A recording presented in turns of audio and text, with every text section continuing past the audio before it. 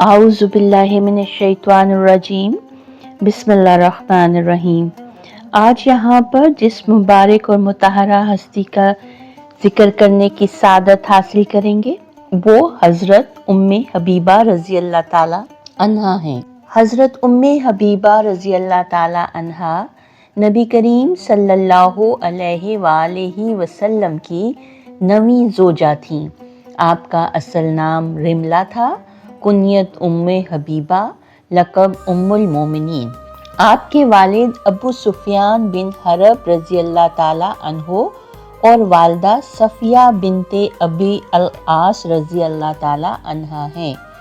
हज़रत उम्मे हबीबा रज़ी अल्लाह ताला अन्हा का ताल्लुक़ कुरैश के मुअज़्ज़िज़ और ताकतवर ख़ानदान बनु उमैया से था। इनके वालिद अबू सुफियान रज़ी अल्लाह ताला अन्हो इब्तदा में इस्लाम के सख्त मुखालिफ थे, मगर बाद में फ़तह मक्का के मौके पर इस्लाम कबूल करके जलीलुल क़दर सहाबी बने। हज़रत उम्मे हबीबा रज़ी अल्लाह ताला अन्हा ने इब्तदाए इस्लाम में इस्लाम कबूल किया। ये फ़ैसला उस वक्त किया जब मक्का में मुसलमानों पर जुल्म व सितम अरूज पर था और इनके अपने वालिद इस्लाम के सबसे बड़े मुखालिफिन में शुमार होते थे। आपका पहला निकाह उबैदुल्लाह बिन जैश रज़ी अल्लाह ताला अन्हो से हुआ। फिर दोनों ने हबशा यानी आजकल के एथोपिया की तरफ हिजरत की, लेकिन हबशा पहुंचकर एक सख्त आजमाइश आई। उबैदुल्लाह बिन जैश इस्लाम छोड़कर ईसाई हो गए। हज़रत उम्मे हबीबा रज़ी अल्लाह ताला अन्हा ने शदीद तन्हाई, गुर्बत और गम के बावजूद इस्लाम को नहीं छोड़ा। ये उनके ईमान की अजीम मिसाल है।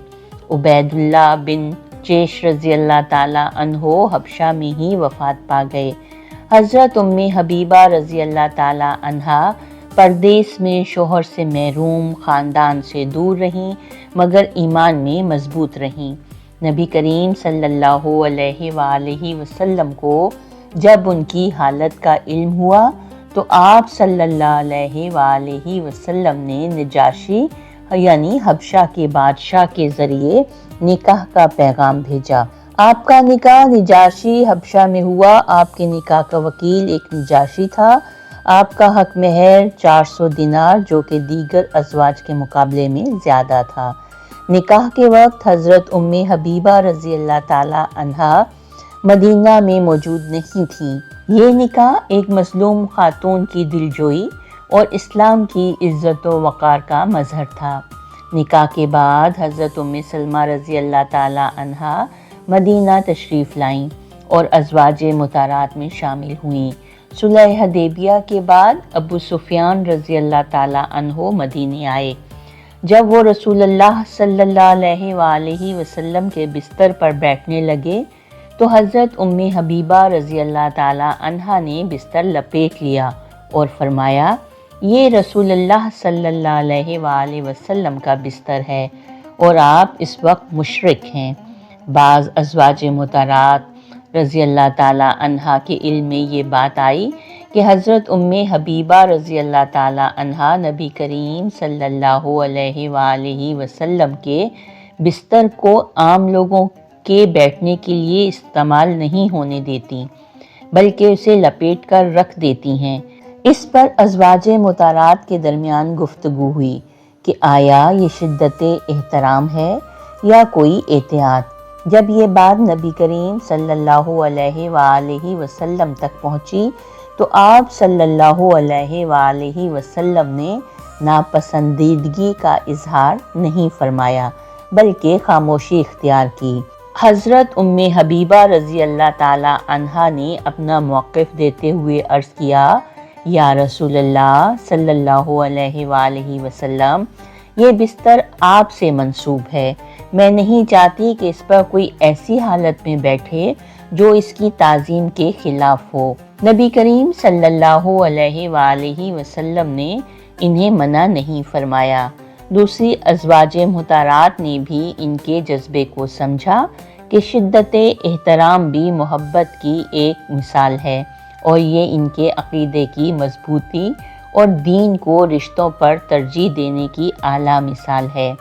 حضرت ام حبیبہ رضی اللہ تعالی عنہا کی ایک بیٹی تھی جو ان کے پہلے شوہر سے تھیں، حبیبہ، جن کے نام پر کنیت ہے۔ نبی کریم صلی اللہ علیہ وآلہ وسلم سے ان کی کوئی اولاد نہیں ہوئی۔ آپ صفات و کردار میں ایک ممتاز مقام رکھتی تھیں، مضبوط ایمان کی مالک، صبر و استقامت کی مثال تھیں۔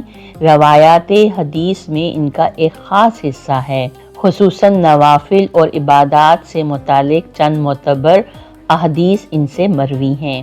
وقار اور حیا کی پیکر اور سنت کی پابند تھیں۔ وقار اور حیا سے ان کی ذات سے یہ واقعہ ایک روشن مثال ہے۔ حضرت فاطمہ الزہرا اکثر نبی کریم صلی اللہ علیہ وآلہ وسلم کے گھر تشریف لایا کرتی تھیں۔ ازواج مطہرات بھی وہاں موجود ہوتیں، جن میں حضرت ام حبیبہ رضی اللہ تعالی عنہا بھی شامل تھیں۔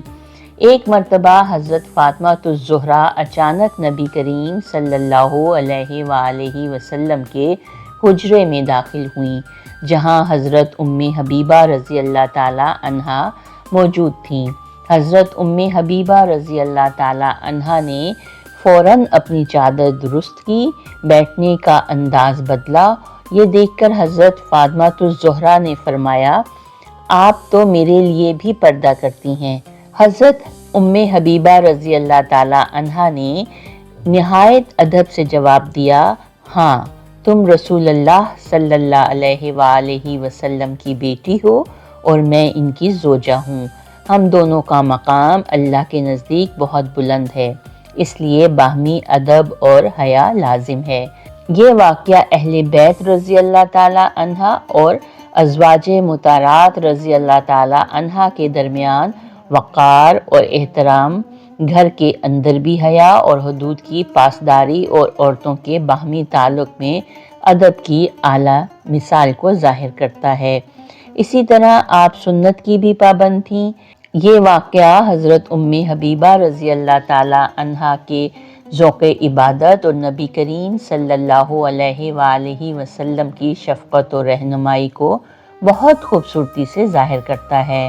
حضرت ام حبیبہ رضی اللہ تعالی عنہا بیان فرماتی ہیں کہ میں نے رسول اللہ صلی اللہ علیہ وآلہ وسلم کو فرماتے ہوئے سنا، جو شخص دن اور رات میں 12 رکعت نفل پڑھتا ہے، اس کے لیے جنت میں گھر بنایا جاتا ہے۔ اس حدیث کے بعد حضرت ام حبیبہ رضی اللہ تعالی عنہا فرماتی ہیں، جب سے میں نے یہ بات رسول اللہ صلی اللہ علیہ وآلہ وسلم سے سنی ہے، میں نے کبھی ان 12 رکعتوں کو ترک نہیں کیا۔ یہ 12 رکعتیں کون سی تھیں؟ یہ نوافل یہ ہیں: فجر سے پہلے 2 رکعت، ظہر سے پہلے 4 رکعت، ظہر کے بعد 2 رکعت، مغرب کے بعد 2 رکعت، عشاء کے بعد 2 رکعت۔ یہ سنتیں موقدہ ہیں جن کی پابندی نبی کریم صلی اللہ علیہ وآلہ وسلم خود بھی فرماتے تھے۔ یہ واقعہ ہمیں بتاتا ہے کہ حضرت ام حبیبہ رضی اللہ تعالی عنہا نبی کریم صلی اللہ علیہ وآلہ وسلم کی بات کو صرف سنتی نہیں تھیں، اپناتی بھی تھیں۔ وہ قول سے زیادہ عمل کی عورت تھیں۔ یہ واقعہ اس بات کی دلیل ہے کہ نبی کریم صلی اللہ علیہ وآلہ وسلم اپنی ازواج کو علم، عمل اور آخرت کی طرف متوجہ کرتے تھے۔ حضرت ام حبیبہ رضی اللہ تعالی عنہا نے اس تعلیم کو ہمیشہ کے لیے زندگی کا حصہ بنا لیا۔ آپ نے 44 ہجری مدینہ منورہ میں تقریباً 70 سال کی عمر میں وفات پائی۔ وفات کے وقت حضرت عائشہ سے باہمی رنجش پر معافی بھی مانگی۔ یہ ان کے حسن اخلاق کی روشن مثال ہے۔ آپ مدینہ منورہ کے معروف قبرستان جنت البقیع میں دفن کی گئیں۔ حضرت ام حبیبہ رضی اللہ تعالی عنہا کی زندگی ہمیں سکھاتی ہے کہ ایمان آزمائشوں سے مضبوط ہوتا ہے، دین رشتوں سے مقدم ہے، اور عورت تنہا ہو کر بھی حق پر ثابت قدم رہ سکتی ہے۔ اللہ تعالیٰ سے دعا ہے کہ وہ ہم سب کو بھی اپنے دین پر مستحکم رکھے، آمین۔ تو آئیے درود پاک پڑھتے ہیں۔